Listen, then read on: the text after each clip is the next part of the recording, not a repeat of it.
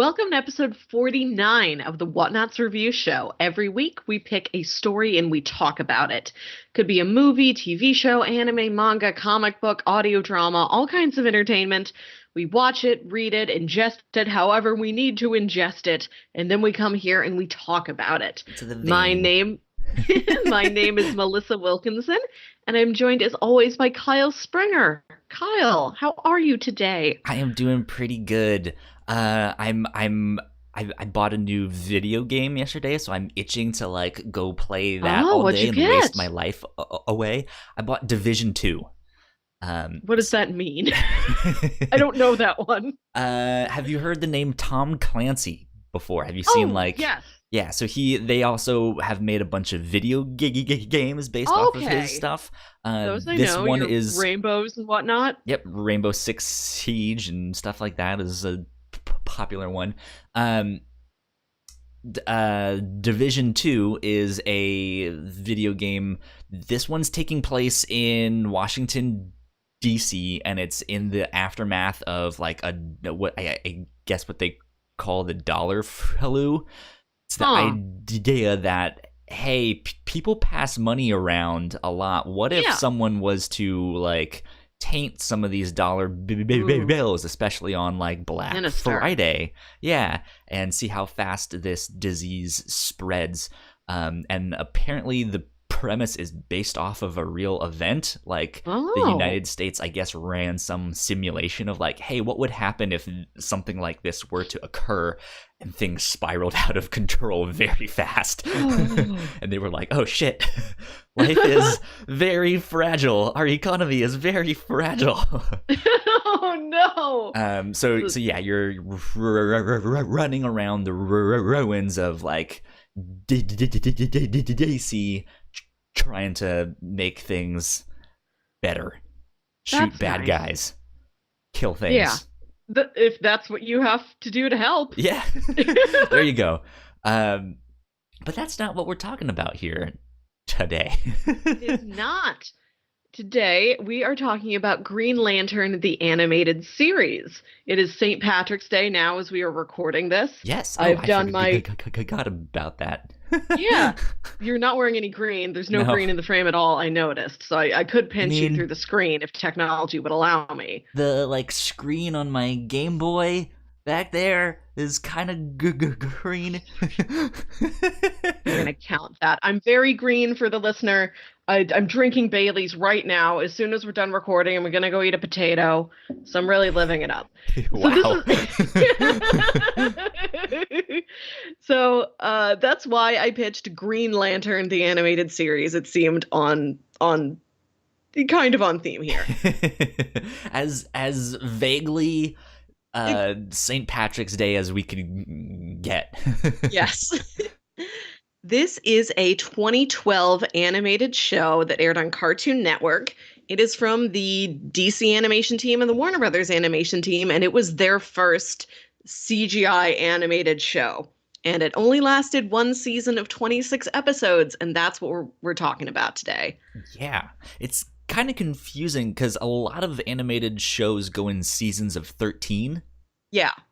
Especially newer ones, and this one kind of followed that format. Like the 13th episode is kind of an ending of like Yeah. the main storyline that they had been doing. So it is kind of season 1 and season 2, Kinda. but everything online just kind of groups it together and makes it all one big thing. So since it's so short, I'm assuming that's All of why. it. We Yeah. watched all of it. We watched all of it. Green Lantern, the animated series. Man, this is an underrated show.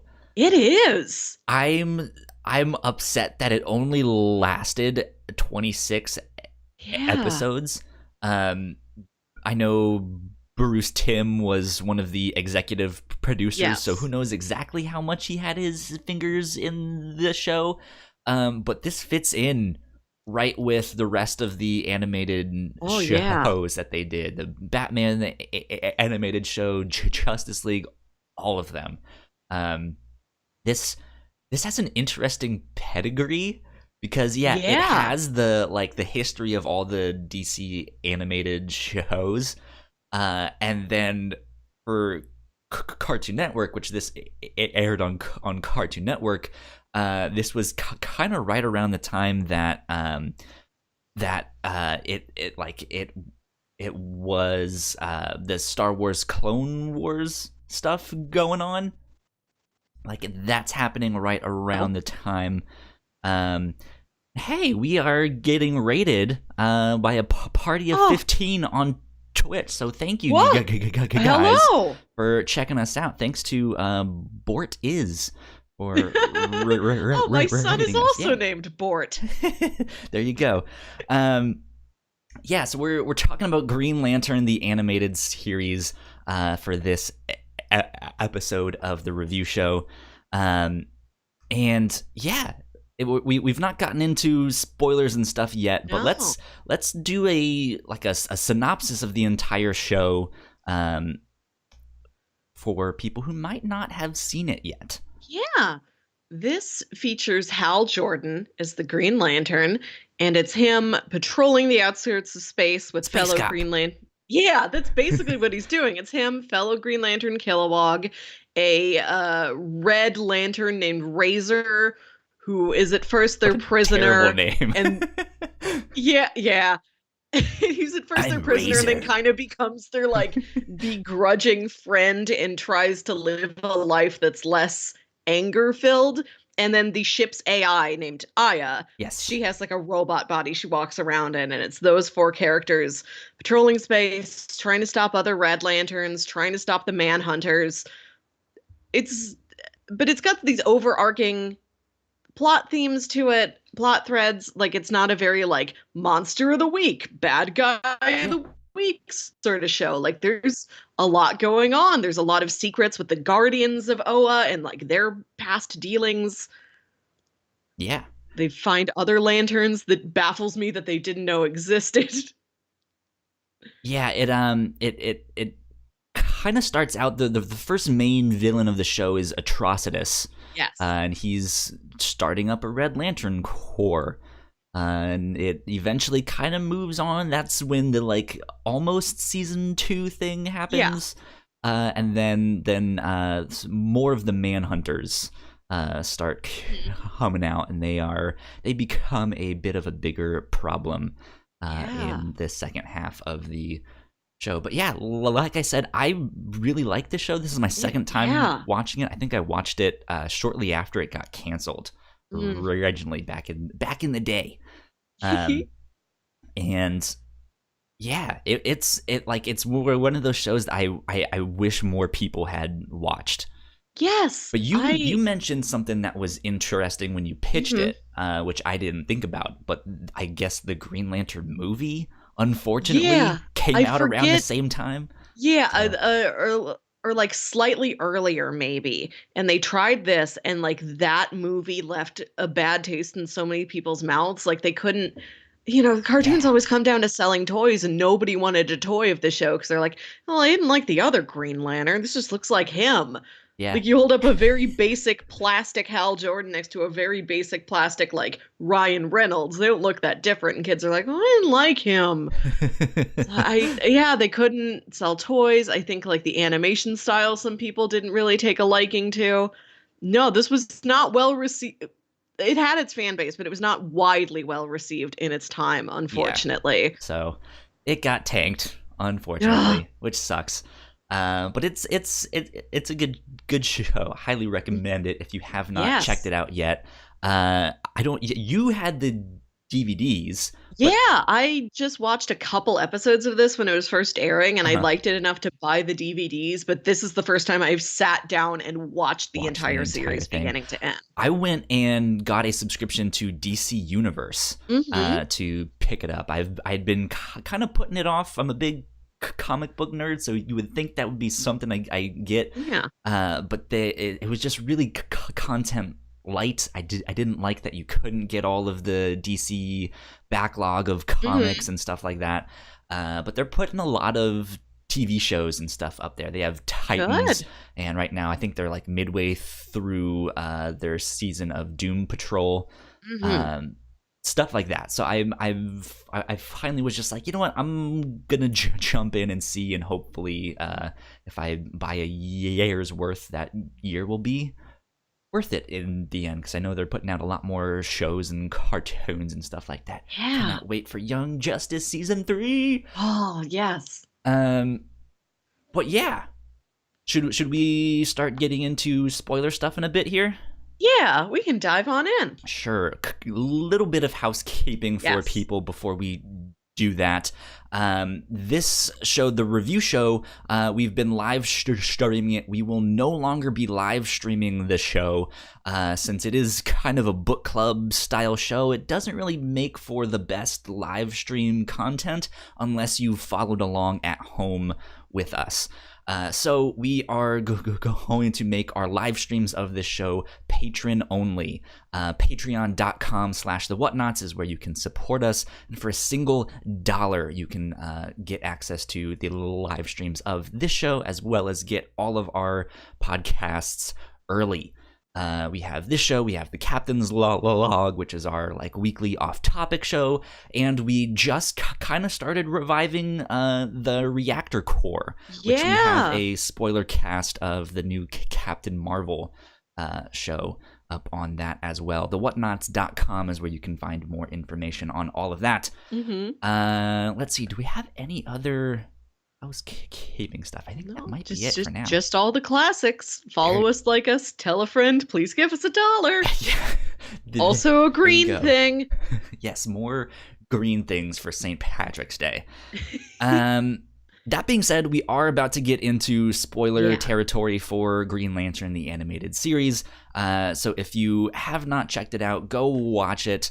Go check it out. And this podcast, new episodes come out every Wednesday. Yes. And again, you can get them early if you support us on Patreon, all that good stuff.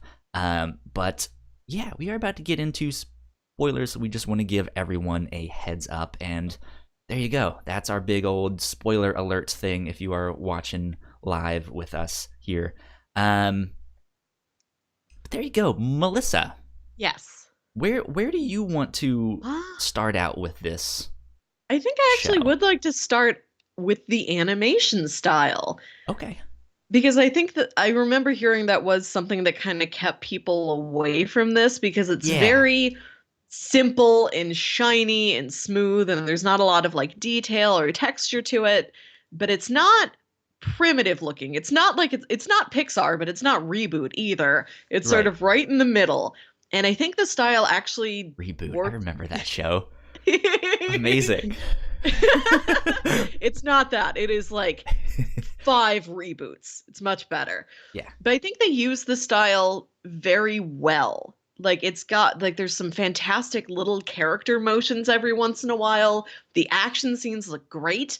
The way everything is shot is really cool. Like that camera that is inside these digital atmospheres moves around in some really interesting ways.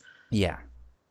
Yeah. It like I mentioned, it kind of started around the same time as the Clone Wars, the Star Wars thing. And that show also got a lot of the same flack. It was just like, we don't really like the animation style. It's weird. It's kind of blocky.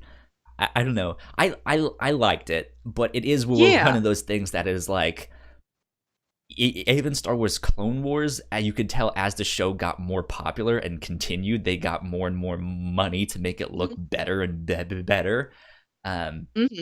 And like we see the early stages for Green Lantern. So yeah, it is. There's not very many textures. It's very smooth.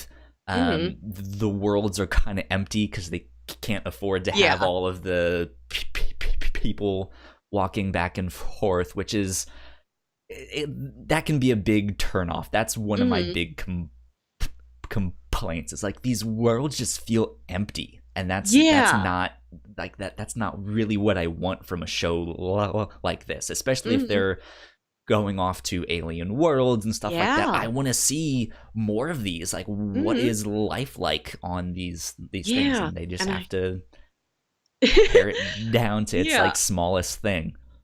I like all the designs that they do use, but yeah, I just wish there were more of them. I wish there were more background It characters. it looks like they took designs based off of like the 2D DC animated stuff and Mm-hmm. just simply made them 3D. Mm-hmm. Which is, I mean, it's not bad looking. Like it, Oh, the things look fine. The character models look fantastic.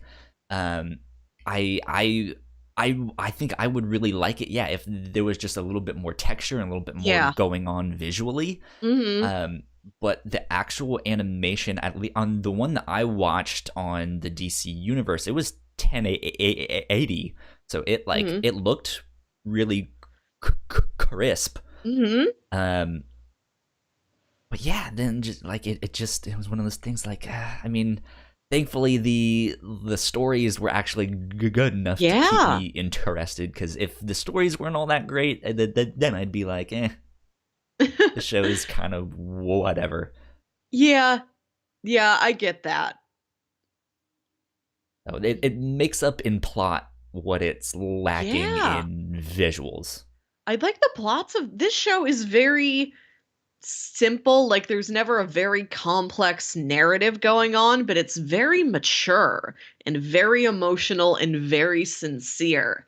And I liked that combination of things that it's Mm-hmm. not like, who, and here's a twist, and we've got five different factions and they're all fighting. Like it's the stories are very straightforward, but they're about like really serious, like death and loss and what is love and what does it mean to be What is alive love? and Baby, don't hurt me. that's the entire plot of like the second half of the Yeah, series. yeah. It's like the entire like subplot. Yeah. It's like the B plot kind of. Mhm. Yeah, and I Um, really like that this, arguably kind of action show aimed at like 8 to 12-year-old boys probably. Like it's a great show for aimed all at me. audience. Yeah, it's a great show for all audiences, but I imagine that was like this is our intended audience. This is really who we're trying to get. Yeah, It's a very romantic show. oddly There's enough, yeah. out of the 26 episodes, there's something They have to do romantic the Star mentioned in Sapphires, one which is couple. like their whole thing is we're powered by love. I loved the Isn't Star love the greatest thing in Sapphires. the universe? That's what I want to be. If I Star could be one of Sapphire. them, I'd be a Star Sapphire. The weird thing is they didn't like that's the thing. Down the road, I'm sure they would have dived into some more of Yeah. the plot lines around the Star Sapphires. Uh, Carol Harris being Yeah. the a Star Sapphire, she's actually usually a Green Lantern villain. Oh. Yeah, like they fight, and at least they used to be in like more like Golden Age and Silver Age comics. They were like villains. So it was this thing of like in their like when they're not in costume, they're in love, but when they're like superhero versions, they don't necessarily know, at least right away, that it's each Huh. other, and they fight, and they're I think actually Hal knows it's her, but she like kind of becomes a different person, and so he's like, I don't want to fight you, god damn it, like what the fuck. But then she's just like, I hate you, blah blah blah, and she's blowing things up and stuff. Or she's I guess not hate you, because her whole thing is love, but it's still like she has a certain vision of the way things are Yeah. supposed to be, and he's stopping it. If that makes sense. Hmm. So who knows? They may have done more with that. They may have done more with Sinestro, but we'll never know. Yes. I love the Sinestro episode. You're getting a little bit choppy on me here. One of my. What do I do? I think you're back now. You were mentioning you loved Okay. the Sinestro I episode. love that it was like a very simple, like 22-minute version of the thing. Yeah? With like, oh, it's jumping from each of us. Who knows who it could be? What kind of test can we do to prove it's us? It's this tense little bottle episode. Yeah. I liked it a lot. And I really love Sinestro himself. They got Ron Perlman to do it. Yeah. A Which is king. an interesting Yeah. choice for like voice actor. Um, it's not one that I would think of because I when I think of Ron Perlman, I think of Hellboy when he's this like big Yeah, and like burly big tough guy. brawny dudes. And Sinestro, it looks like a 1920s like actor. He has the Oh yeah, he looks like the guy from The pencil Artist. mustache. Yeah, he looks like a fake me out Vincent Price, or as I mentioned on our episode of the artist, he looks like Vincent Budget. So again, you're getting row body on me, Melissa, and you've frozen right now. Unfortunately, we have a poor network connection. I think you're back now, but yeah, like it's just it's not a voice actor that I would think of for Sinestro, and I think he did really well. Job, yeah. So, what was I? What was I gonna? I was gonna ask something about Sinestro, but now I totally forgot. Oh well. He also ends up in the comics becoming a bad guy. He's the leader of the Yellow Lanterns. Lanterns of Fear. Yes. So that's an interesting one. And you see him kind of like bend the roles and stuff like that and be like, I'm going to do my own thing. But who knows? Narratively, such a great lead in. I like that they didn't throw the biggest villain in the comics right out of the gate. They like teased him once as just like an ally who could turn to the dark side. Yeah, and which is who knows when they would have picked him back up again. Yeah. I like the way the show was paced. Yeah, it was paced very well. That's for sure. Let's see. Speaking of villains, though, what did you think about Atrocitus? Visually, I thought he was cool. Yeah. I didn't pay a whole ton of attention to like his character arc, but I'm like, great voice, looks cool, scary. That's all you need. I like what they did with him ultimately, that like he gets imprisoned and then later like evil Aya pulls him out as like the champion of hate to fight against Carol, the champion of love, and then he's destroyed. I love that cap to the end of his story. Yeah. Yeah, I think he's a good villain because he's a villain in the traditional sense that he's big, he's strong, he looks scary, he sounds scary. He's full of rage and hate and all of this stuff, and he's a force to be reckoned with. Yeah, he's a great starter villain. At the same time, he's making some of the characters who maybe at the start of the show, if you don't really know much about the Green Lantern stuff, you think, oh, the Guardians are the good guys. Yeah. And it really makes them seem like they have no idea what they're doing. Yes. Which is a very common theme in the Green Lantern comics, that the Guardians don't actually know what they're doing, and they screw up a lot. But yeah, like I liked that where because he is a villain, it kind of adds this gray area into the show, and is just like, well, were they right to make these manhunters? Probably not. Should Hal Jordan really be listening to them then? You know, what does that say about the Green Lantern Corps, that they still listen to them and take orders from them? Which they don't necessarily explore, but that theme is at least brought up. Yeah. Like, hey, these guys might not be the best guardians, as their name might imply. I like how fallible all the heroes are.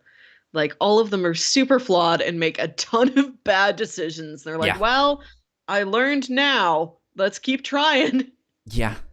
I mean, it's like in one sense, Hal is a superhero. Like he has this magical ring thing that gives him all these powers.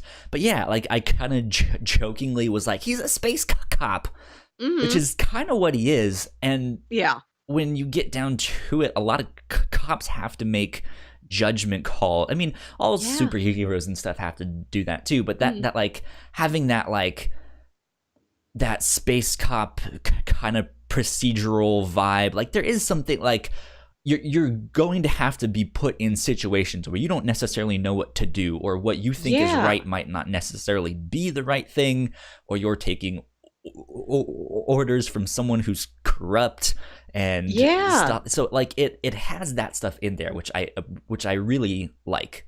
Yeah, Green Lantern, I think, is one of the few big superheroes that has a boss that kind of is a superhero professionally as his job. And he has to figure out, are they reliable sources of information? Are they telling me something skewed? Yeah, And it's the search for the truth as well as for justice. yeah. which is kind of why they in the comics, why they started to introduce John Stewart and Mhm. Guy Gardner and stuff like that, because he is how Jordan was the Green Lantern of a certain sector of space, Yeah. not just Earth. Like he has like a big, huge portion of the of the galaxy all to himself. And then he was only on Earth for most. Like he'd be on Earth and then on Mm, Oa if they needed him for mm, something there. Maybe every now and then he'd have an adventure in space, but he'd primarily be on Earth, and that was just kind of strange. And mm. so then that's when they started to introduce John Stewart, which I have his first appearance signed. Oh, The comic, and I have it signed by the artist, which is fantastic. neat. Um, and yeah, like it was one of those things like, well, maybe we do have a Green Lantern of Earth, one that just helps out with the Justice League and all of that stuff. And then maybe we have one that, actually patrols the sector and is in space and does stuff like Hmm. that. And then eventually it was like, well, we it got to a point in the in the comics, and I'm talking about like really old comics from the 80s here, that they had to the Green Lantern Corps kind of got destroyed and dismantled and stuff like that. So they had Hal Jordan be the one to rebuild the Corps.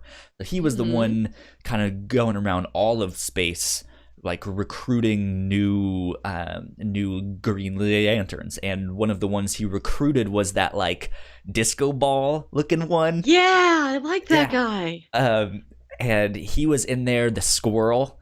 He was one of them. No, he wasn't one of the new recruits, but he was one of the like surviving Green Lanterns, and was like, oh man, we're stuck with him. We're stuck with a squirrel. We're stuck with Salak, which in the comics I hate Salak. He's terrible.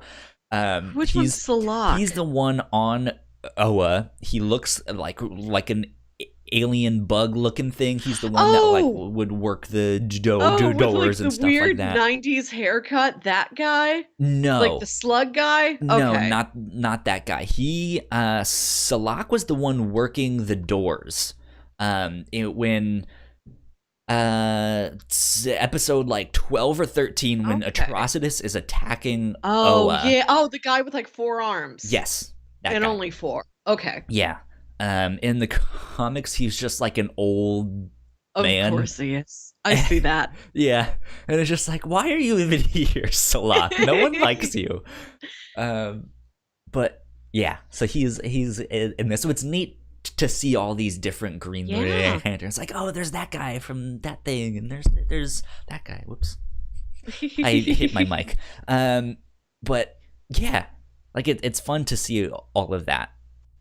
But What I I'm really wondering where they would go now that they're all already there. If that makes sense. They'd make up new ones. They'd go find the other colored lanterns. Like there'd be more blue lanterns. So one What I more, sorry to Mhm. interrupt. One more aside, kind of about the comics. Mhm. Um, there is a storyline where Hal Jordan basically turns evil Oh and boy. kills all of the Green Lanterns, No. basically. And so, like, I am wondering, like what happens when they want to do that storyline, and they just kill off all the Green Lanterns except for a couple of them and stuff like that. Who knows? I digress. My useless I was gonna say, comic book knowledge. no, it's nice to hear. I what I love about the Lantern Corps as a concept, and Oh, there's no I've Green Lantern never on this. read one of them. Like Superhero Cup. Yeah, Oh, there's no lantern on there? it's Superman, Dang. Batman, and the So Flash. I like the I don't know very much about comics. I especially don't know very much about DC or anything outside of Batman. Like Batman, because he's the biggest, like you pick up a lot of knowledge about him Mm-hmm. just if you know anything about nerd stuff, I guess. Like I've never read a single thing about the Green Lanterns, but they are my favorite like concept for heroes because it's so inclusive. Like there's all those colors. It's There's a space for everybody. And even within just like one, there's there's the Green Lantern that's a planet. There's Mogo. Mogo. Yep. Where you're from or who you are, but if you've got the right spirit in you, you can be officially a hero. I love that. I like how inclusive and elevating and positive the whole thing is. Yeah. Um. So the multiple cores is kind of a relatively new thing. It I don't know exactly when it was made. I'm sure it was like Oh Jeff yeah. Johns or someone like that. I know the yellow core was around because of Sinestro, but stuff like the blue lanterns, the red lanterns, all of that stuff. I think that's a relatively newer concept within the Green Lantern lore.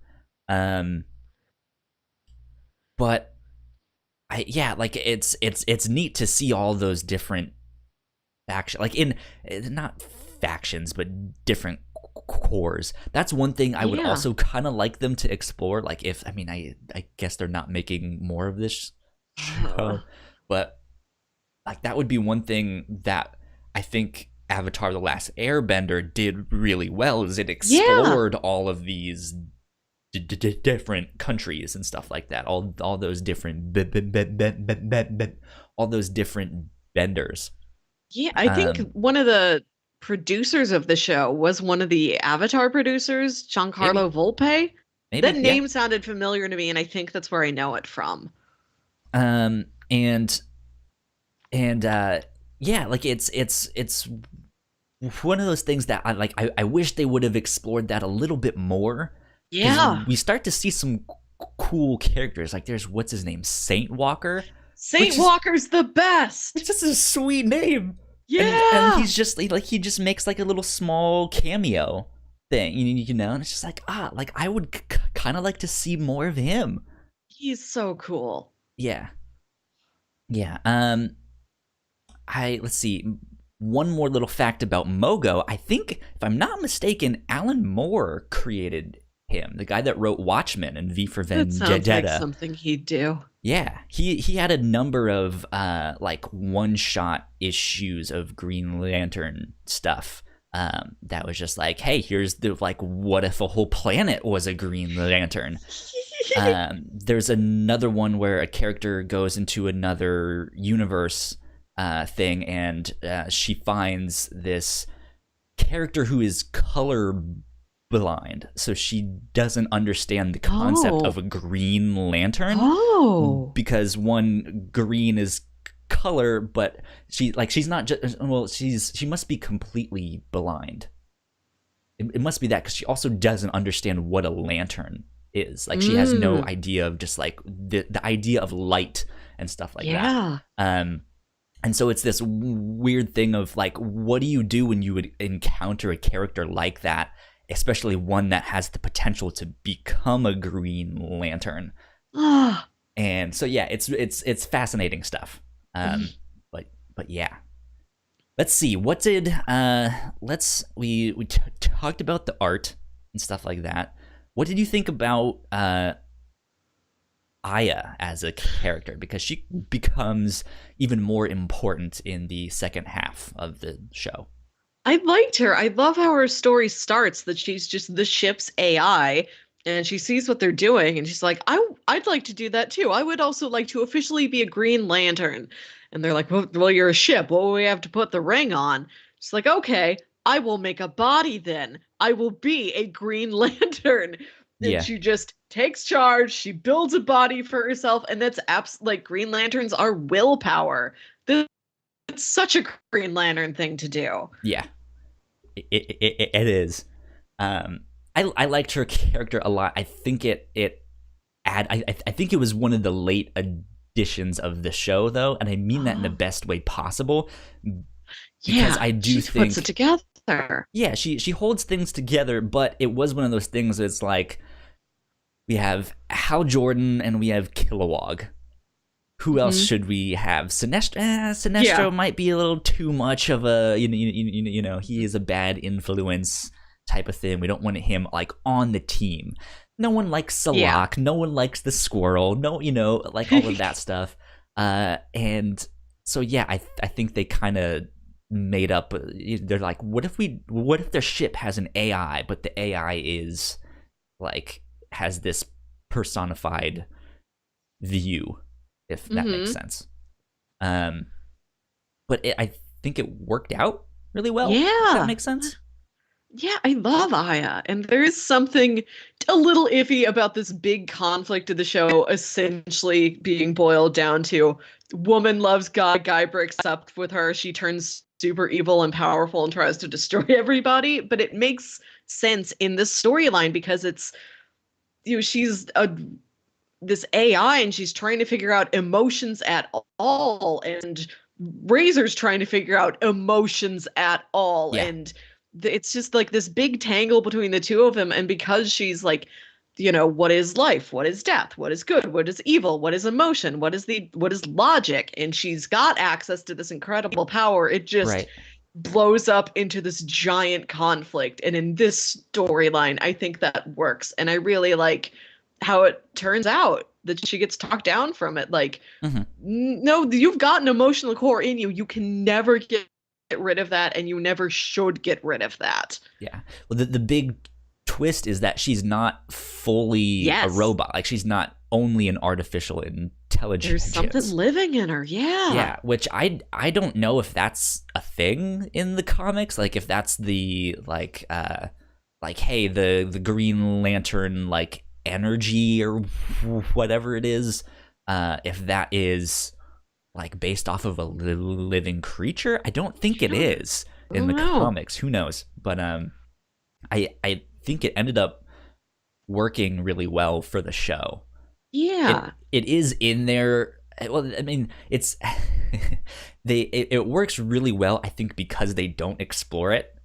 Yeah, if that makes sense. Like, it's one of those things. Like, I don't want to know where the Joker actually came from or what his origin story is, because it's unknown. That's what makes it scary, because there's this mystical power that is this unknown thing of where it came from, and these guys are just harnessing it. Like, that's really neat. I don't want to know exactly what that power is, because then it kind of ruins the illusion, if that makes sense. So who knows? I really like the relationship between Razor and Aya, and I really liked it in contrast to the other relationships on the show. Sure. Because you look at Hal and Carol, and like Hal goes off in the very first scene of the show, I think, or in the very first episode. It's him just as, the test pilot. And he goes off on some mission and the plane crashes, and he gets out and he goes back and he finds Carol, and Carol like runs to him and hugs him and then like slaps him and is yelling at him like, what are you doing? You destroyed this plane. I was so worried about you. And he's immediately like so gentle and so tender with her. Yeah. And I like that he's completely honest and earnest and sincere with Carol, and Carol's the one that's like, I'm mad at you. I like that she was the brash one, and he was like, no, I and he was the more tender one. She's very much the like business woman. Yeah. We need to get things done the way I need to get them done. And he's just like, I'm just going to do whatever I feel like. It's like, I'm going to go do some crazy stunts and stuff like that. I like that between them. And I liked Kilowog with that Galena, that woman he meets on that planet. And very he recognizes easily the fact that he likes her. He's like, I miss her, and he's not shy about it. He's not like, "Oh, there's nothing wrong with me. I just let's get out there and fight and do good." He's like, I miss her. I feel bad. I like that these two guys are they are the big, punchy action heroes, but they're also Yeah. very in tune with their feelings, and they're not shy about falling in love and doing that. But Razor's the one you're like, I don't He's have feelings. he's more like Prince Zuko. Yes, he's very Zuko. Like almost to a T, where he's Mm-hmm. just filled with anger and rage and all of this stuff, but he kind of like, and even when he joins the team and he becomes a good guy, he still has this like grumpy demeanor. Yes. And yeah, he just like it he has this thing where he's still angry, he's still sour, but he has this one soft side for him. So like Yes. it's even still, all of the characters have this big like grizzled Mhm. exterior, whether it's anger or Kilowog is like the military drill instructor, tough Yeah. guy. Hal is the like hotshot Hmm. superhero. But then they all have this soft spot for the ladies in their lives. Yeah, I like that all of them had a romantic interest, and I like that you had two of them that were very, very honest and open about it, and then it's the one that still has to work on his emotional intelligence. Yeah, And I like that we get to see that journey for him, and for the other two, it's mostly done. They've already arrived at that point. Enjoy. yeah. There you go. Um, so let's talk a little bit about the Manhunters now, and that whole Yeah. thing. Um, so like the first half of the show, we kind of find out that the Manhunters exist, or they existed, Hmm. and they were a creation of the Guardians. There was a failed experiment, and then they went on to make the Green Lanterns. Yeah. And because the experiment failed, that's kind of how Atrocitus came to be. But then, second half of the show, the Manhunters come back. Um, Hmm. but they're kind of being led by what looks to be this like real Victorian manhunter. Like he has Yeah. all this like flowery designs on him, and it like there's Hmm. gold and navy blue and stuff like that. He's Um, very glam. yeah, he is. It turns out that's not really a manhunter. It's the anti-monitor, Hmm. um, which I thought was a very interesting choice for this show. I Anti-Monitor was a name I recognized as being one of the bigger DC Comics antagonists. So is this real close to the usual comics presentation? no.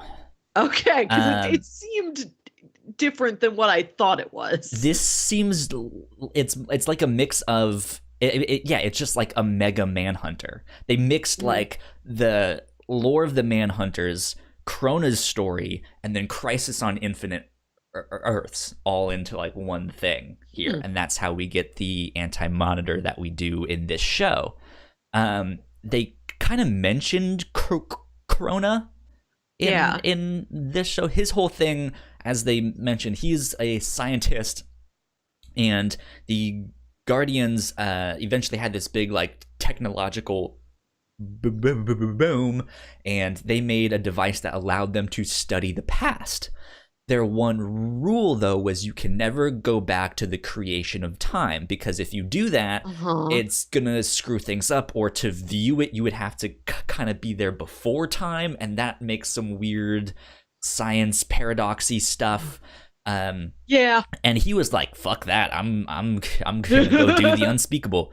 And so yeah, like he views the beginning of time, and he sees that weird thing where it's this like hand holding the thing. He's like, who is that? Like, Cool. what the hell? And eventually that leads to a number of Green Lantern stories and stuff like that, but that also eventually leads to Crisis on Infinite Earths, where you have the like regular universe and then you have the antimatter universe Okay. thing. And that's where the Anti-Monitor is from, and he's gotten into the regular universe, and he's destroying all of these worlds. He's eating them up, and yeah, that's basically the plot of Crisis on Infinite Earths, because that's when they learn, oh, there's Okay. a multiverse of all of this stuff, and he's been Yeah. destroying all of these multiverses, and we're next. Um, and yeah, and so they mix that and Cronus story, and then he's a manhunter though. He's like he just looks like a big manhunter. Like, Hmm. so who knows? I think it worked for Yeah. what it was. It was just an interesting, like, it's not something I think most people would have thought about doing. Like, what if we mix these Hmm. stories and combine them and condense them uh, into kind of a new thing? Yeah. Wow, I liked it. I don't I don't know much about the anti-monitor besides what you have just here now told me. But when you think about it as Yeah, just words, like anti-monitor is basically somebody who is not paying attention. And that's kind of what the last couple episodes are about. Like Aya's not really looking deep enough inside herself to say like, no, you don't want to do this. You're just saying you have to destroy all sentient life because you've been hurt, and it's okay that you've been hurt and you can embrace that and move forward. yeah, Oh, that might be very silly, but I think anti-monitor is a decent name, a thematically appropriate name for the villain associated with all yeah. this. I think the name fits more to that theme in this show, Mm-hmm. of your idea of just not paying attention. Like, hey, you're not doing the right thing. Yeah. You actually are a living being. If you do what you say you're gonna do, you're gonna kill yourself. Like, what is this? Like, Yeah. um, so yeah, uh speaking of multiverses, what did you think about that steampunk episode? Because that was wild. yeah, that's a bit of a weird one. Yeah. Um, I think that was their I don't know, man. I was gonna say, like, that was their idea of having the alternate dimension where the Yeah. anti-monitor came from, and why he Mm-hmm. looks the way he looks, why he does have the like Victorian like Yeah. steam stuff, you know. Mm-hmm. But it's just like it seemed like an odd choice. It did, and it's It's a so good episode, but it's just like it is. that seems just like a It's strange choice. it's not quite gimmicky. Like I think this show did come out at like the height of steampunk being a thing. So it is just like, Yeah, what's a kind of alternate universe we could go to? What if it was Steam Lantern? So it does, it's jarring, it is kind of out of place, but you're right, it is a good story. Like, for as brief as they're there, you really do get to know those characters, and they have a great, story going on there. I love the lady scientist and her just like dopey boyfriend who's just the muscle for her, and she's the one in charge, and she's like, okay, let's get to work, and slaps him because on the butt. they could have done the whole Earth 1, Earth 2 Hmm. thing and have Alan Scott be the Green Oh, Lantern, because yeah. he's the original one. Um, Yeah. and I think they made a reference to him. They're like, I don't know a Green Lantern with a cape. I'm pretty sure he has a Oh, cape. is that who that I think is? it is. I could be wrong. Okay. Um, but yeah, like it's one of those things. Like, why didn't they just do that? Like, where he has, it's more of a magic based thing rather than Hmm. he's a member of the Green Lantern Corps, and he's a Golden Age hero, so he's around when like Hmm. he's out there like stopping trains, and he, it Yeah. like Making sure no maidens are tied to those trains by men with handlebar exactly, mustaches. exactly. And yeah, like like I'm kind of surprised that they didn't do that, but they chose to do Guy Gardner. Yeah. I don't know, how familiar are you with Guy Gardner? I I know which one's Hal and which one's John, and then I know there's also Kyle and Guy, and I forget like they just mix up Right. into one guy for me. I don't know the differences So between them. you know Hal Now I have Jordan. this. Yes. You know John Stewart because he's the African American one. Yeah. Hal Jordan is more of the like hotshot pilot. Okay. John Stewart, he's an architect. So he's when he makes constructs, it's like it's buildings. Like they're very intricate, but it's more about like defense and stabilizing things, if that makes sense. Yeah. So he's more of a builder in that sense. Guy Gardner, I hate him. He's a douchebag. He's a misogynist. He's a sexist. Like he's just terrible. He's awful. But every now and then he's good for some like comedic Is he one of those guys that's like, whoops, we didn't realize what a jerk he is? Or no, he's kind of a jerk on purpose, and like that's he's the kind point of a of jerk him. on purpose, Okay. and that's the point of him. He actually, so yeah, I mean, he kind of comes across like a douchebag. They don't really go into it much on this show, but he has that vibe to him. In the comics, I believe he started out as a social worker, and he was a lot more normal. And then I think he eventually discovered that it's not that he discovered that Hal Jordan was Green Lantern, but I think somehow Hal was incapacitated, and it turns out that Guy Gardner would have been the number 2 pick. Oh, he's the Neville Longbottom of all this. Yeah, basically. And so with Hal incapacitated, the ring went to him, and he became a Green Lantern for a short time. And then I think in the process of that, he hit his head, had like a really traumatic head injury, and then kind of became this really like, just like, you're not a good person, like you're a misogynist, you are like this terrible person. And then Hal came back into the picture. They both ended up being Green Lantern somehow. I don't remember, but yeah. So he's just this complete dick.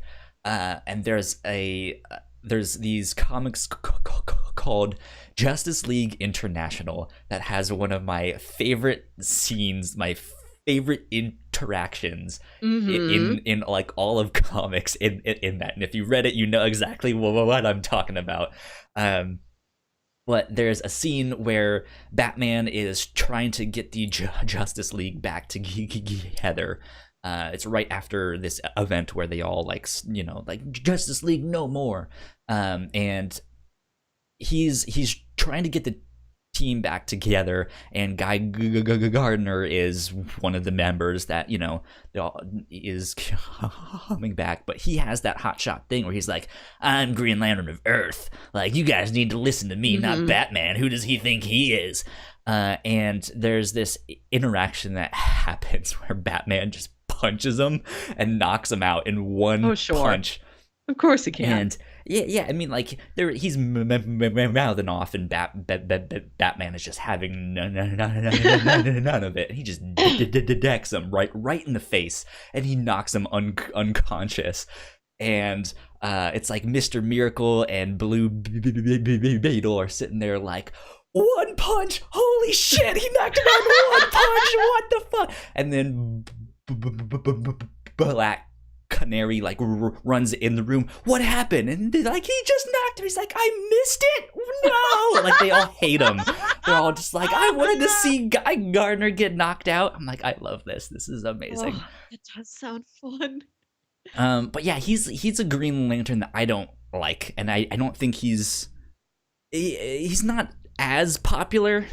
Because I mean, like I'm very much painting him as this like terrible person, and he definitely has a lot of those moments. But there are times when he's not as bad, or they like Hal and him come to an understanding, and stuff like that. But I would have much rather seen John Stewart, especially since we know him from the Justice League animated series. Like I would have liked to see him. I think in the there's show. something he was he's something they were They going to reference him. ultimately build to, Yeah, were this to last any longer than it did. they referenced him And I once. get why he's not in it, so that they can, because he's the Green Lantern most people would be familiar with if they weren't a fan of the comics. Like just watching TV, he would I be the one you remember would have seen the most times. the backlash to when the Green Lantern movie came out, and they're like, "Why are they whitewashing Green Lantern? He's supposed to be black." I'm like, "Well, he's one of them." But Yeah. The, he was in that one cartoon you watched, but Hal it's like, Jordan is actually the one that most people know. yeah. So I kind of get why Jon Stewart isn't in this right away, to sort of get people used to, here are the other ones. And then like just sort of give it its own space I to mean, play in before that it's like, and could have here's the been the guy you thing. know.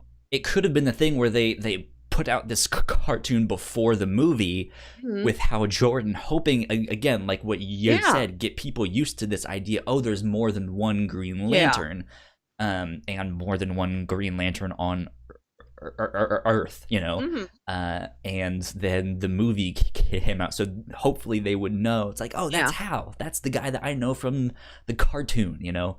And then the movie did terribly, and they were like, "Whoops! Eject! Abort! Abort!" Oh no. Oh, this poor sacrifice. Yeah. So who knows? Mm. I did like to get back to the whole anti-monitor and Yeah. I thing. I did like how they did the thing where like she blew off his face and then like took Yeah. over his body. That was badass. Yeah, she's just walking around just like this is her own personal Gundam now. And Yeah. meanwhile, he's like, no, she didn't decapitate me. She just like popped my head off like I'm a Lego. No, I've still got all the stuff I need up here in my head. So he's just this disembodied head Yeah. who's trying to control things again. Green Lantern is it's like you said that this is one of your favorite like concepts. This is Yeah. one of the ones in the DC universe that like ultimately isn't really a superhero comic. It's more of Yeah. like sci-fi and space Yeah, it's cop like, and stuff yeah, it like is a that. sci-fi cop show. It's a very emotional sci-fi cop show is what it But sounds like to me. this idea of like this robot who had its head popped off and can still operate outside of its body is very much that whole oh god, what's his name, the Cthulhu dude.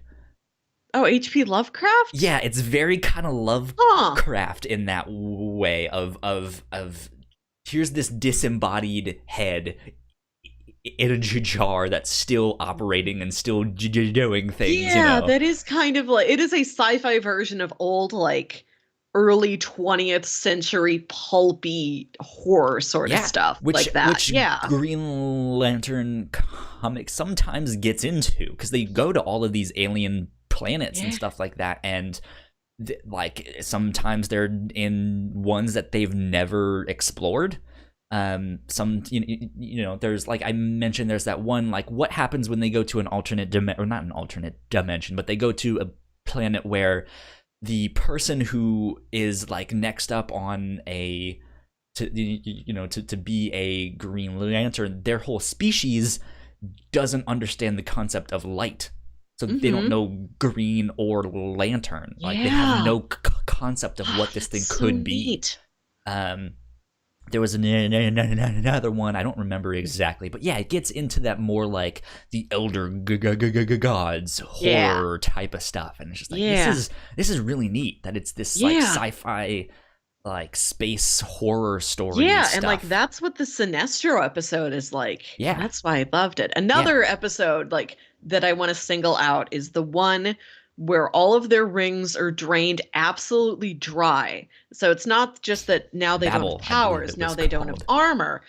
Their rings provided the like galactic translator. If those are dead, Hal and Kilowog and Razor cannot understand a word the other ones are saying. Yeah. And they have to like pantomime their way around. That was really neat. Yeah, that's a good one. I like that one. That one felt the most like an episode of Star Wars: The Clone Wars to me. Okay. That and the whole what was, I forget they went to the planet, and there was the queen who was looking for the king, and it was like the security guard wanted Oh to be yeah. the king because he's like, well, I can do it because I'm I know how to lead men, which means Mhm. I should also be the next Green Lantern. So Mhm. and that whole stuff of just like we go to a planet and they're in some kind of political turmoil Mhm. thing is what they often do in the Clone Wars. Mhm. Um, which yeah, I think this show was as good as it was because it had the Clone Wars kind of under its belt. It was the same Yeah. network, It had Mhm. the Justice League, all of those animated series. It just did so well.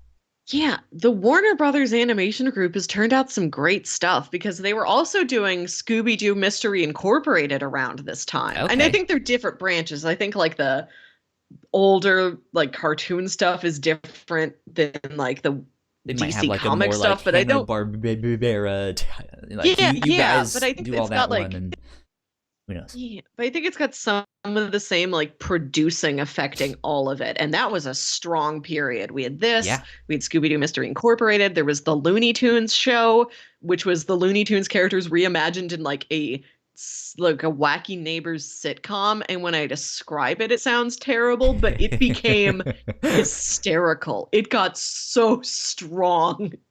that's good. That's good. Let's see. Was there anything else I wanted to talk about with this show? Trying to think of some more of the like one-off episodes that were really Yeah, good and I worth like the mentioning. steampunk one. I really Steampunk like is an that interesting one. villain. I like that episode because the villain was like, "Oh, I didn't realize my actions were being misinterpreted. I repent. I repent everything." And he's one of the few villains that we got to see do that over the course of this series. You can tell Yeah, that some of them might be doing that later on, or oh, it turns out you were actually right. Like Zilius Zox, I think the big floating head man, he was a yeah. villain, but then it's The like, one that looks like okay, a flying testicle. yeah, yeah. It's like, okay, you had a reason to be a villain. And there's that one steampunk guy who's like, "Oh, I didn't realize everyone was so scared of me. I'm sorry. I'm gonna do better if we can all survive this." I like that. I like knowing that that world's still out there with that guy like really actively trying to be a good person and to clean everything up. And then Yeah, there's the cool lady scientist and her like the big, hulking cute boyfriend. there you go. Again, it's a weird story, but I liked it a lot. And Yeah, it felt very fleshed out for being something so original and whole cloth and like not based on anything in the comics, just based on a popular aesthetic trend of the time. I mean, who And knows? It might be in a weird one-off yeah, I comic mean thing or something, but If we've got Gotham by Gaslight, maybe we yeah, do have Steam Lantern out there. who knows? Hmm. Um, I wanted to bring up the Larfleeze episode Yeah, because that was that's an another good one. interesting one. So I mentioned earlier in the show there's some comics where Hal Jordan goes evil and he starts killing all the Green Hmm. Lanterns. There's a famous, I believe it's the cover of one of those issues where how Jojo Jordan is sitting there with his fist like this, and he has all the rings Yes, like I've on all of seen his stuff. this. And they made a reference to that in the Larfleeze episode, where how Jordan. So the whole thing about Larfleeze is he's an orange lantern. Hmm. The orange lanterns are based off of greed, Hmm. which is a really interesting concept and end Yeah. up being a lot like the Sith, like the Okay. Star Wars Sith, because the Sith have the rule of There two. aren't other Sith.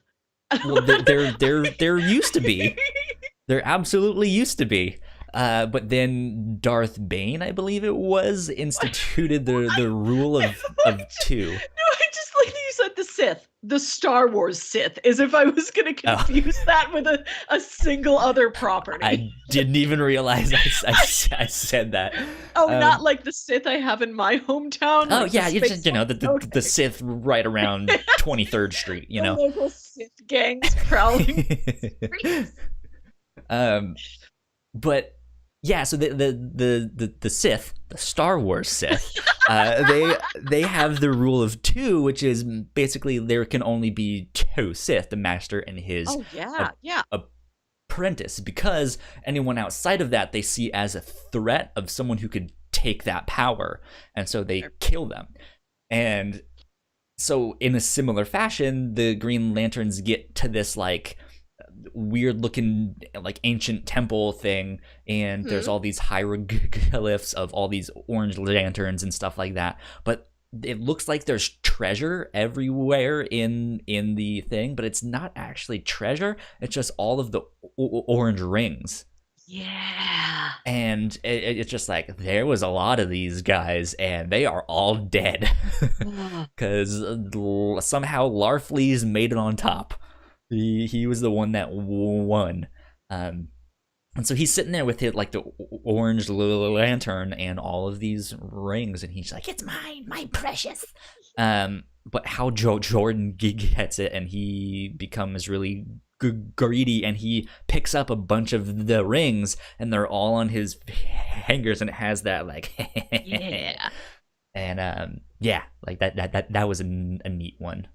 I liked. Another episode I really liked was the one with the Hawkman. Oh yeah, the Thanagarians. Yeah, I like the Thanagarians. They're really cool. Wish there was more of them. Yeah, hopefully they turn up again, because that guy was a really fun antagonist for that episode. They probably won't, considering the show got canceled. But who knows if DC Universe maybe will bring it back. Who knows? I just want to see more lanterns in any form. Like, I don't know if the DC Cinematic Universe is set up, because they might be set up to include them if they wanted to. I don't know if that's actively in their plans, but they've got it. They could be right there. I don't know if they have much of a cinematic universe anymore. I want to see them at least try. I saw something online that apparently Ezra Miller's contract as the Flash in the DC Cinematic Universe runs out in like April or like May. Wow. And so they have to like start filming this movie soon, or like restart his, like sign him for a new thing. So, and I also heard something that the new Wonder Woman movie isn't really a sequel. I don't know how true that stuff is, but that's one of those things. Maybe they're just going to start doing Elseworlds movie. Like, hey, here's this one time, here's this one story about Wonder. Yeah, I think that would work fine. But so I guess to get back to the Larfleeze episode, kind of that brings me back to my last topic that I want to talk about with this thing is the other cores. I think I think the show does an interesting job of kind of introducing you to the other cores out there. I don't necessarily know how true it all is to like their actual origins. Excuse me. I know the origin of the Yellow Lanterns because I've read that one, but that's about it. Like I don't know the rest of them. I know they exist and stuff like that, but so I don't know if it was like, oh, there was the Orange Lanterns have been around for centuries, there, and that's why you don't see them and all that stuff. Who knows? But I liked that they didn't just thrust you into the concept of, hey, you are a member of the Green Lantern Corps, but there are multiple other corps out there. It starts you with only that one thing. Yeah. And the first like instance of, hey, there's maybe another corps out there is the rising threat in like the first half of the show. And then it's like, oh, well, there's also the Star Sapphires, who are kind of pink lanterns. Then there's Hope. So there's the blue lanterns that are just starting out. It's a new phenomenon, kind of. But I think it did a good job of introducing you. I think I thought it was paced well. I like that there's stuff for the characters to learn and discover, especially in how big their galaxy is and how diverse the membership is. Like, oh, there's entirely other colors of lanterns like we have not encountered yet, or that like somebody knew of and didn't tell us. Again, it goes back to the relationship with the Guardians, and are they always being reliable narrators to them? And I don't know much about comics, but I do know the multiple Lantern Corps and what colors they are and what they do. This is one of the few times I'm like, I have an up. I know this thing. There you go. Good stuff. Do you have a favorite one? You mentioned Wow. Star Sapphires that I you think you liked those. that's the one I would be, but I love the Blue Lanterns. Also, those are my brother's favorites, and I like Okay. things that my brothers like because because I'm still like 8 years old inside my soul. It's like my brother likes that one, so I also like that one. But they are one of the best parts of the series. Yeah. Saint Walker's very cool. Yeah. That was neat.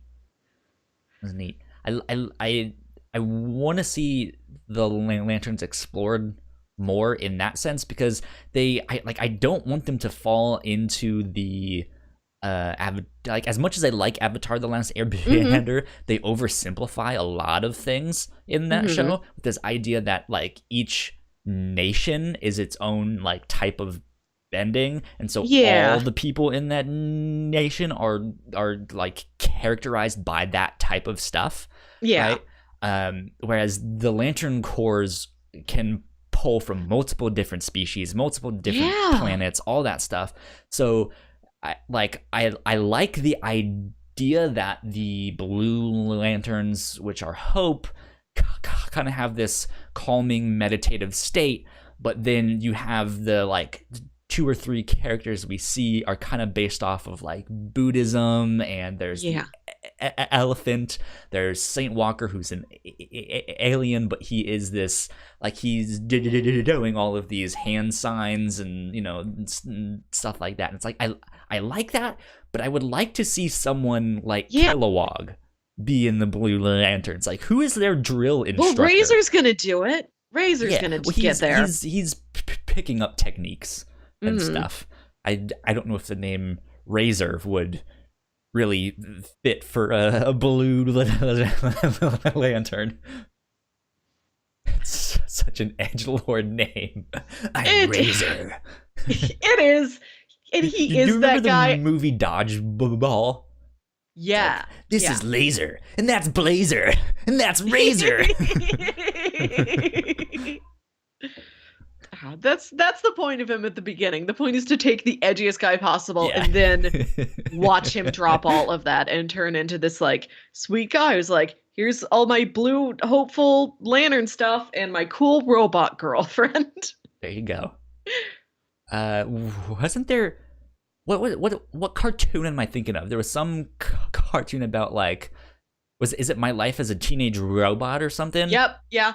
Okay, I think in my head I was mixing that and My Date with the President's Daughter, and so I was coming up with like My Date with the Teenage Robot. Yeah. Anyways, I think that's about all I have to say on Green Lantern, the animated series. You have Yeah. any final remarks?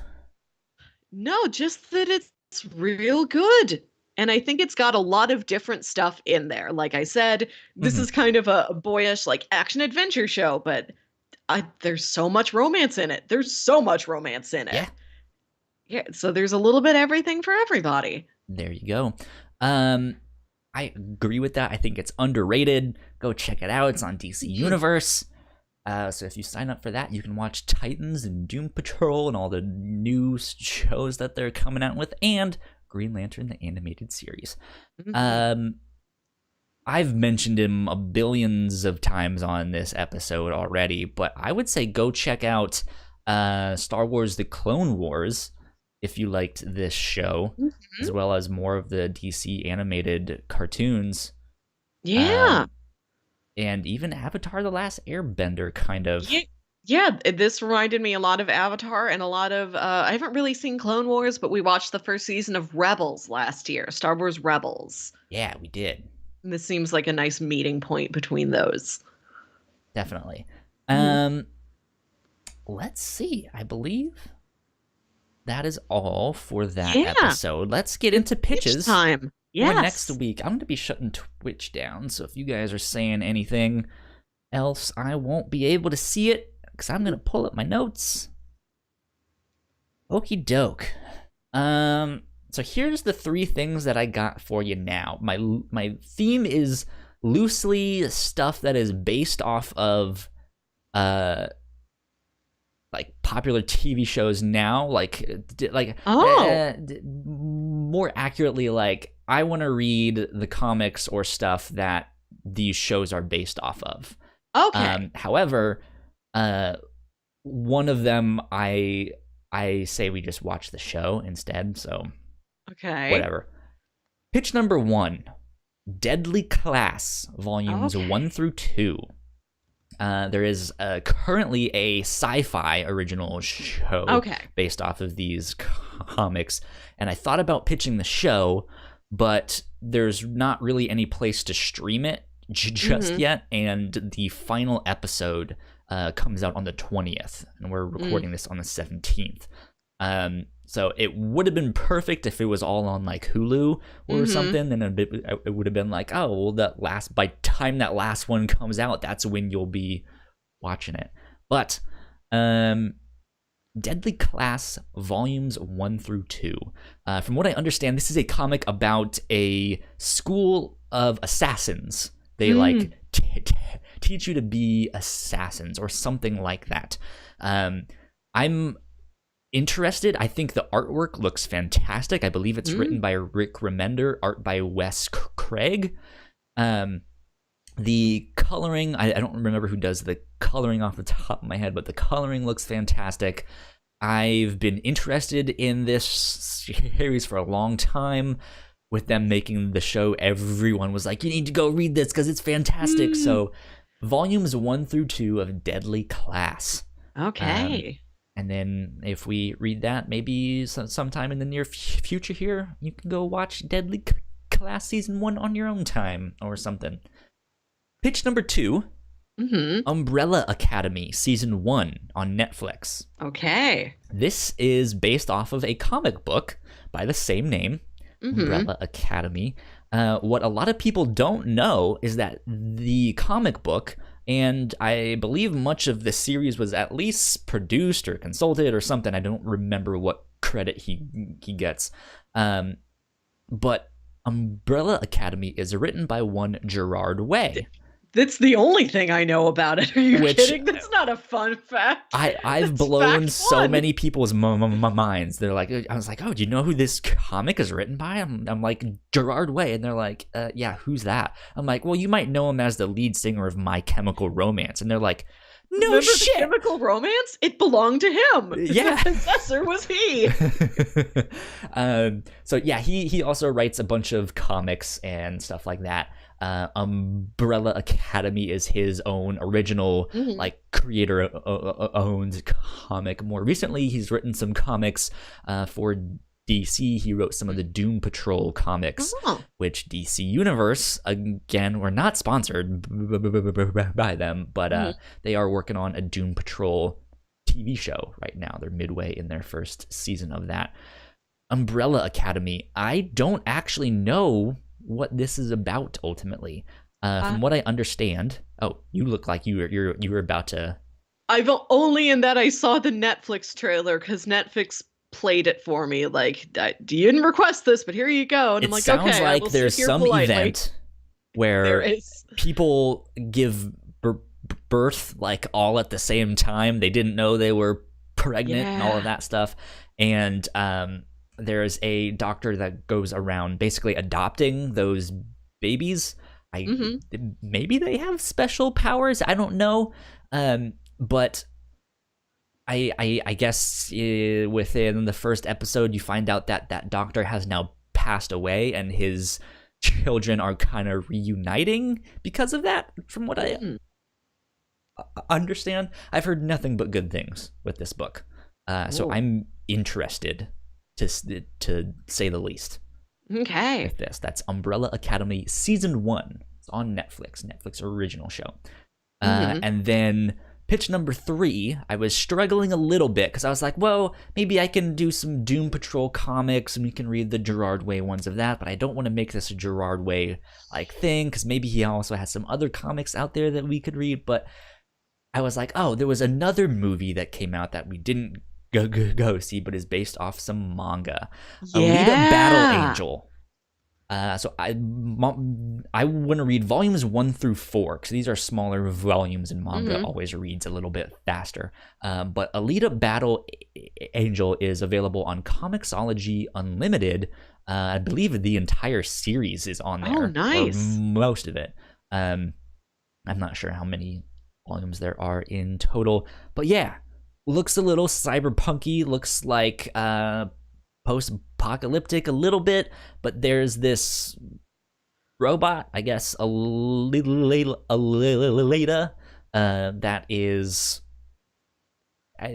best way to describe it is like the deadliest assassin out there, but I don't know if she necessarily knows it or is discovering it. I don't know. I have no frame of reference for most of these pitches.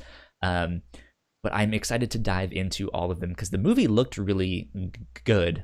I haven't seen it yet, but apparently there's been multiple like adaptions of this manga, and this one is not the original.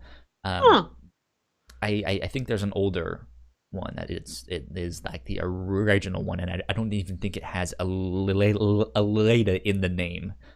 But Alita Battle Angel volumes 1 through 4 on Comixology Unlimited is pitch number 3 for me. Okay. Pitch number 1 was Deadly Class volumes 1 through 2. Pitch number 2 was Umbrella Academy season 1 on Netflix, and pitch number 3 was Alita Battle Angel volumes 1 through 4 on Comixology Unlimited. I want to watch Umbrella Academy because I saw that trailer that Netflix played for me, and I did think it looked really nifty. And I've heard great things about it from other people. And I have been thinking about pitching this to you recently, but me and my themes, I could never fit it into a theme. So now's the time. You did it for me.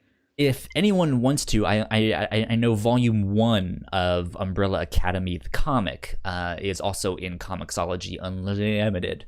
So if you guys want to go read that as well, you can. But we'll be talking about the show, season 1 of Umbrella Academy. I'm excited.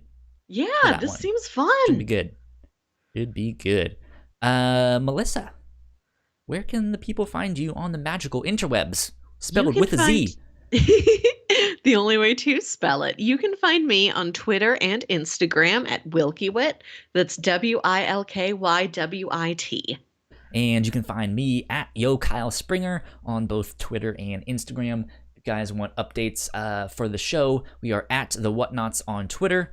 Or thewhatnauts.com for more info. You can search all of our podcasts on whatever podcast app you have just by searching the Whatnauts. If you like this show or any of the other ones we do, patreon.com is where you can shovel money into our mouths, and we would really appreciate it if you shoveled all of the money into our mouths. That would be great, because it all goes back into helping make this show bigger and better for you all.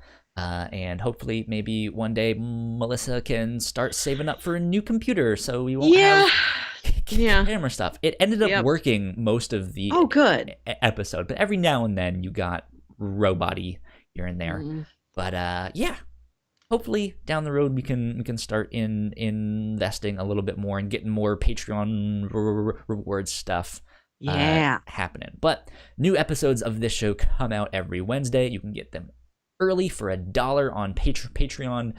Usually it's like a day or two early.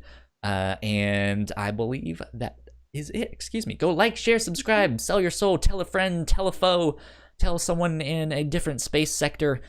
Do whatever you have to do to spread the word, because we would greatly appreciate it. And I guess we will see you next week. Adios, guys. Bye. Bye. What is happening, party people? Thank you so much for watching that episode of the review show. Go click in the center here to subscribe to our YouTube channel. Click over here to see our most recent upload, and over here to see whatever video YouTube wants you to watch. Hit all of those things. That would be fantastic. Love you. Goodbye.